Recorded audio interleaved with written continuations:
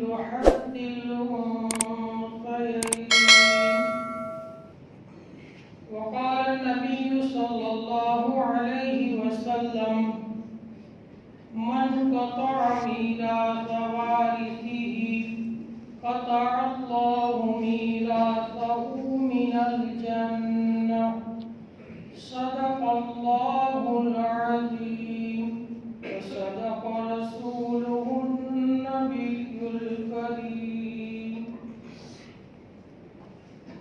بزرگ اور دوستوں، موقع تو اسی بات کا تھا کہ ماہ مبارک کی آمد ہے،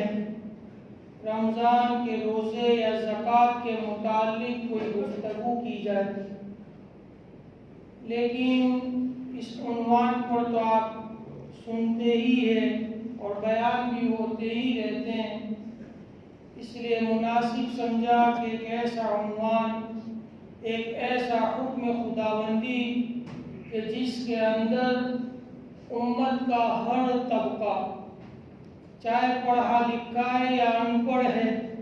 شہر کا رہنے والا ہو یا دیہات کا رہنے والا، دیندار ہو یا دنیا دار، سبھی کوتاہی کے اندر کسی نہ کسی درجے میں مبتلا ہے، اور وہ مسئلہ، وہ حکم خداوندی تقسیم میراث ہے۔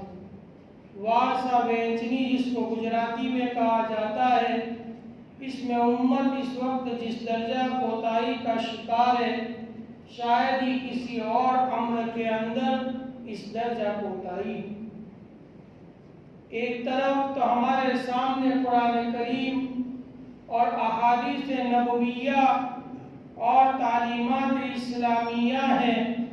اور دوسری طرف ہمارا برتاؤ، ہمارا سلوک اور ہماری پریکٹیکلی زندگی۔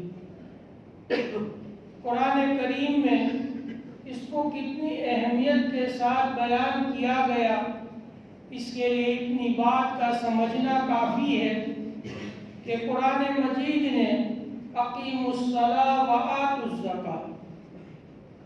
20 مقام پر ایک ساتھ دونوں کو بیان کیا۔ اس کے علاوہ الگ سے نماز کا حکم اور نماز کے متعلق جو تاکیدات ہے وہ علیحدہ بیان فرمائی۔ اس کے باوجود اہل علم کا طبقہ بیٹھا ہوا ہے، آپ ان سے پوچھ سکتے ہیں کہ صراحت کے ساتھ 5 نمازیں پڑھنی، ان کے یہ نام ہے، ان کی اتنی رکعت ہے، یہ رکوع اور سجدہ، یہ ساری تفصیلات قرآن کریم نے بیان نہیں کی، بلکہ رسول اکرم صلی اللہ علیہ وسلم کے سپرد کر دیا کہ ہم تو حاکم ہیں، اور حاکم کا کام تو آرڈر دینا ہے۔ ہم بائی آرڈر آپ کو یہ کہہ رہے ہیں کہ نماز کو قائم کیجئے، زکوٰۃ کو ادا کیجئے۔ اب قیام نماز صلاۃ کی کیا شکل اور صورت ہوگی، وہ نبی اکرم صلی اللہ علیہ وسلم نے اپنے عمل کے ذریعے سے بھی اور اپنے بیان کے ذریعے سے امت کو سمجھا دیا۔ لیکن جب مسئلہ میراث کی بات آئی تو قرآن کریم نے بجائے حاکمانہ انداز اختیار کرنے کے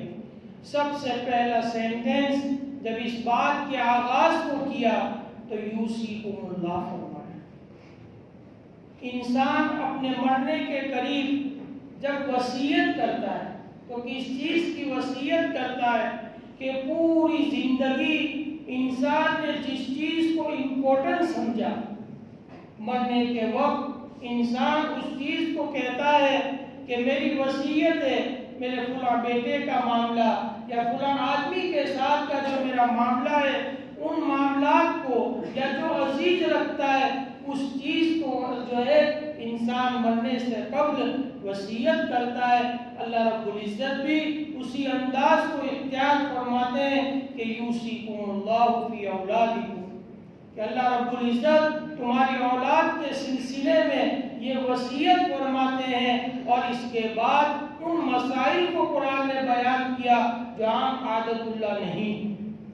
یعنی اللہ رب العزت نے نماز، روزہ، زکوٰۃ وغیرہ کے احکام نہیں بیان کیے، بلکہ حکم بیان کیا، امر کر دیا کہ آپ کو نماز پڑھنا ہے، روزہ رکھنا ہے، زکوٰۃ کو دینا ہے، کتنی مقدار دینا، کس طرح دینا، وہ ساری تفصیلات جہاں جس درجہ ضرورت تھی اتنا بیان فرما دیا۔ لیکن مسئلہ میراث کے بعد میں قرآن کریم نے وہ تفصیلات بیان کی کہ ایک بیٹا اگر اپنے باپ کی حیاتی میں انتقال کر جائے یا بیٹی اپنے والدین کی حیاتی میں انتقال کر جائے اور اس وقت اس نے کوئی مال چھوڑا ہے تو اس مال کے اندر سے ایک باپ کو اور ماں کو کیا ملے گا، اس کی جتنی شکلیں اور صورتیں بن سکتی تھی قرآن کریم نے اس کو بیان کیا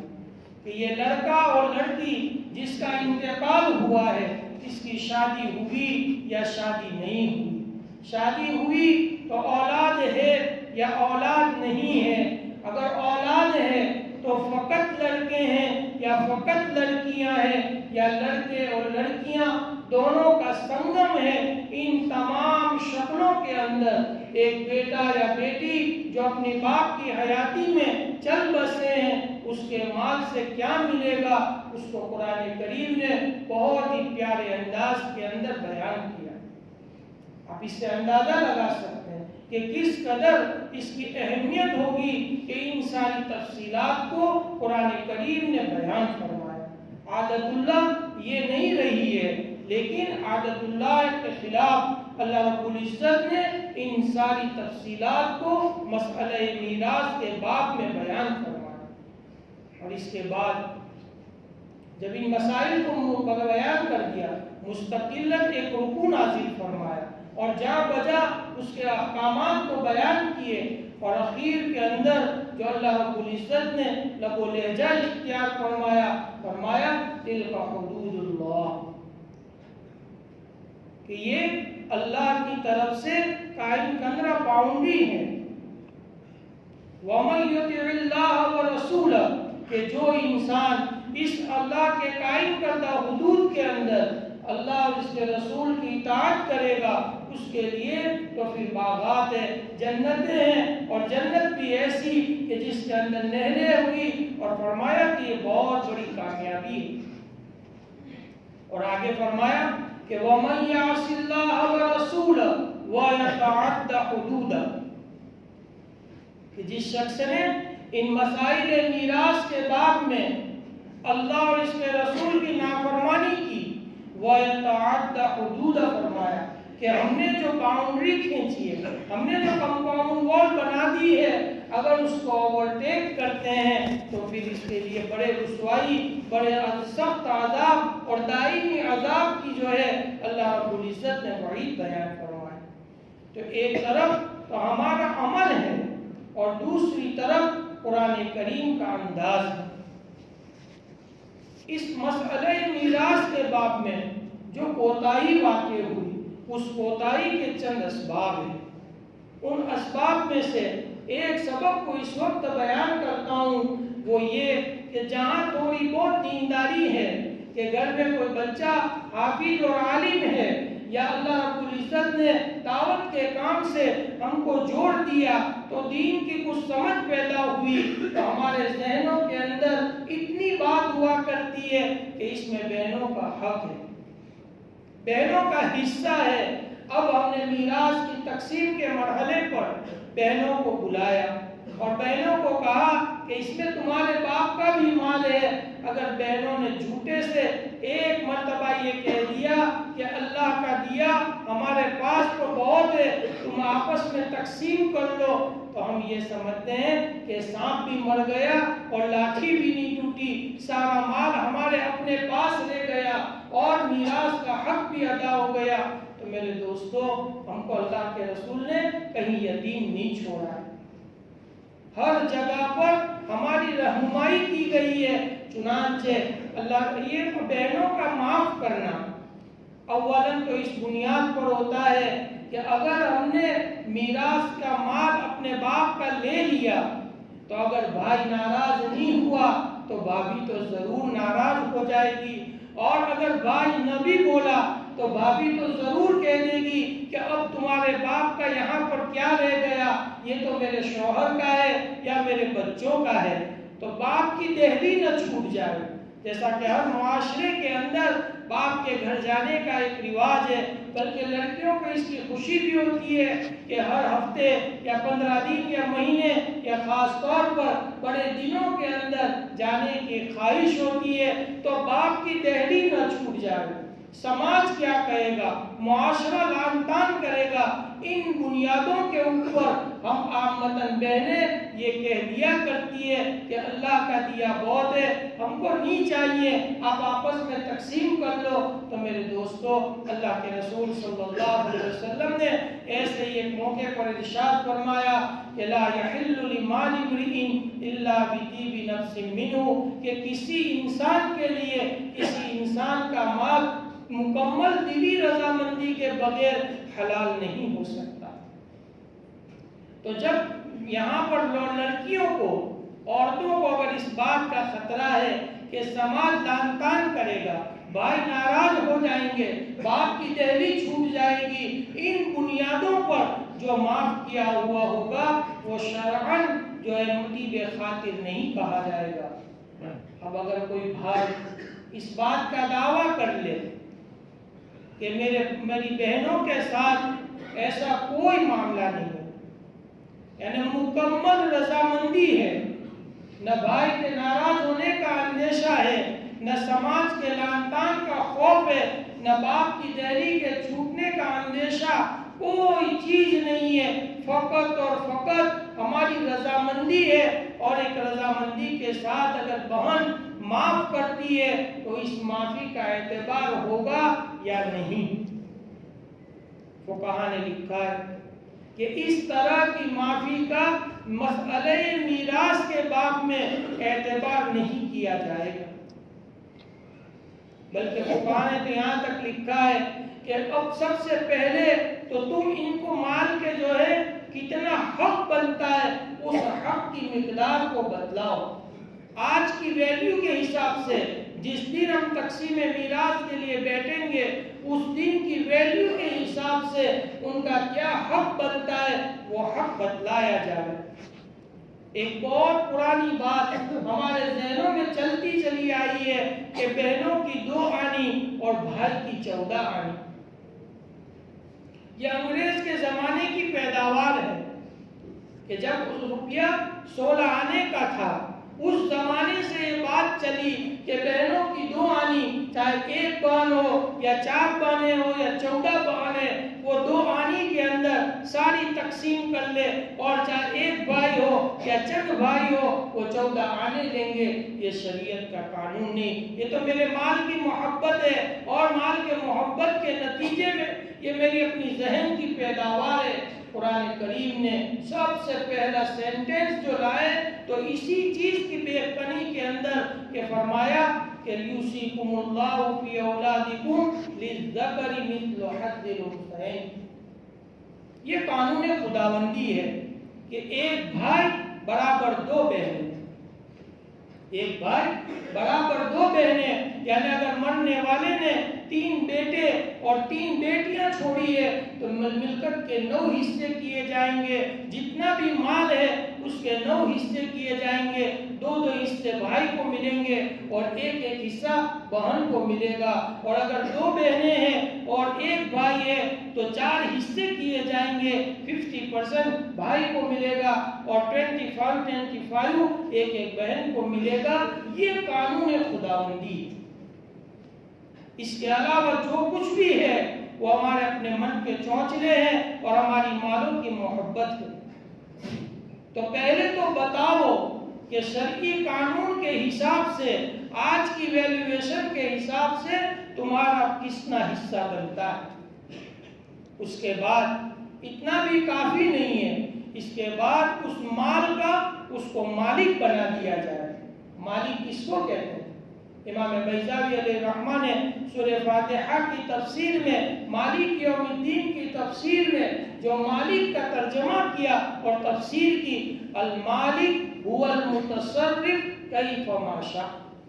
کہ مالک کہتے ہیں کہ جو اس اپنے مال کے اندر جس طرح کا چاہے تصرف کر سکے، ویوہار کر سکے، اس کو کہا جائے گا مالک اور وہ جو ہے جس طرح چاہے متصرف بن جائے۔ تو اسی طرح ہم اپنی بہنوں کو اس کے مال کا اس طرح مالک بنا دے کہ اگر وہ چاہے تو بخشش کر دے، وہ چاہے تو کسی کو وقف کر دے، چاہے تو خیرات کر دے، چاہے تو چلتے مسافر کو دے دے، چاہے وہ کرنے کا پاور دیا جائے گا تو کہا جائے گا کہ وہ مالک ہے۔ اور اس کے بعد مولانا کیمل پوری علیہ رحمہ نے ایک کتاب لکھی ہے رسب المیراث کے نام سے، حضرت تھانوی کے حکم سے لکھی ہے۔ اس میں جو انہوں نے لکھا ہے کہ کتنا دے دینے کے بعد بھی کافی نہیں، جیسے کہ ہیرا پھیری ہوتی ہے، بلکہ فرمایا کہ کچھ مدت تک اس مال کو اس عورت کے پاس چھوڑ دیا جاوے، اس مال کی محبت اس کے دل میں رچ بس جاوے۔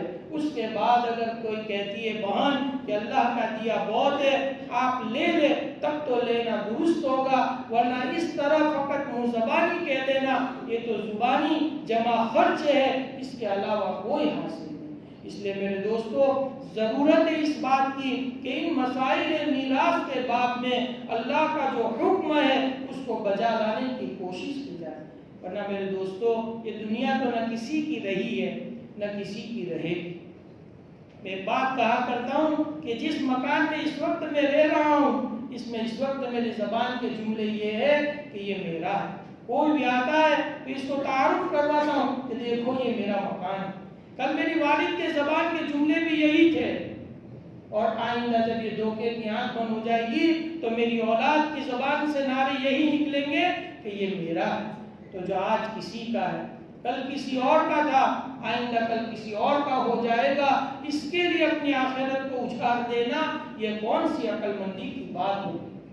ہر انسان کو اپنے قبر میں سونا ہے اور ہر انسان کو اپنے کیے کا جواب دینا ہے۔ آج میں نے اپنے بہنوں کو یا اپنی پھوپھیوں کو اس لیے محروم رکھا کہ میری ہر لڑکے کا مکان بن جائے، ہر ایک کی زمین جائیداد ہو جائے، ان کی دکانیں بن جائے۔ ان بنیادوں کے اوپر ہم اپنی پھوپھیوں کو اپنی بہنوں کو میراث سے محروم کرتے ہیں۔ میرے دوستو یہ بڑے حسرت کا موقع ہوگا کہ پوری زندگی تو ہم محمدی کہلائے، پوری زندگی ہمیں لوگ محمدی سمجھتے رہے، اور کل آخرت میں ان حقوق کے پامال کرنے کی بنیاد پر اگر جہنمی کہہ کر پکارا گیا اور ہماری پیشانیوں کے بالوں کو پکڑ کر گھسیٹ کے جہنم میں اڈیل دیا گیا تو وہ کتنے حسرت کا اور افسوس کا مقام ہوگا۔ بادشاہوں کی بادشاہتیں جب باقی نہیں رہی، رجواڑوں کے رجواڑے باقی نہیں رہے، اور انگریز کی جابر سلطنتیں جب باقی نہیں رہی تو میرا تو آپ کا تو کیا ہے، ان کی اس کھیت کی مولی جو ہمارا باقی رہ جائے گا۔ عقل مند وہ آدمی ہے کہ اپنے مرنے سے پہلے اپنے اس معاملات کو درست کر لے۔ اللہ رب العزت کہنے سننے سے زیادہ ہمیں عمل کی توفیق عطا فرمائے۔ واخر دعوانا الحمدللہ رب العالمین۔